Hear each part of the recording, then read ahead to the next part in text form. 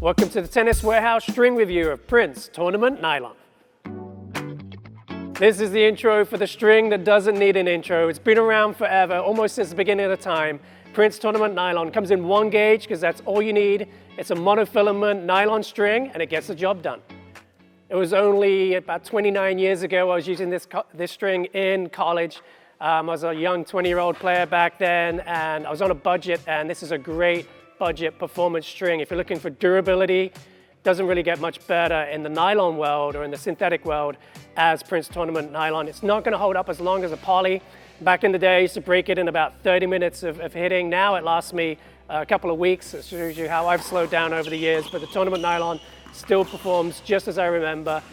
Gives a lower trajectory out of the string bed compared to a poly, so I think it's a great addition to a flat hitter's game. You can really get your targeting dialed in on those flat shots with it, control the depth of ball very well. It does notch a little bit, so it gets stuck in position a little bit, so it doesn't slide around like a poly. So that just took a while to get used to, and I bumped up the tension to obtain that, get that rotation on the ball with tip speed because I wasn't getting it from snapback from the string. Love the feel of it at net, felt very dialed in on my volleys.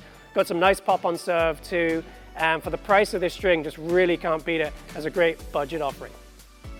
I know typically we get about a month-long period of play testing time on a frame or a string. Chris also mentioned that he played with this about 29 years ago, so I feel like this is probably the longest play test I've ever done. There has been a gap of time in between when my parents were having me play with this string and now, but I kind of just revisiting the string have reaffirmed my appreciation and almost love for the string overall. 15L gives you that 1.35 millimeter. If you have a really wide open, say an FSI string pattern with a lot of space in between it, you want to kind of tame or lower the launch angle, this is a really efficient, easy way to do it. So you're going to get a little bit more of that 18 main launch angle, a little more point and shoot. It is semi-low powered. It has a solid core. So anytime you don't have a ton of filaments, it's going to just kind of give you a little more control. So in full bed form, as Chris mentioned, it gets a little notchy. You can't avoid that even with a poly over a period of time. But I noticed there wasn't a lot of snapback.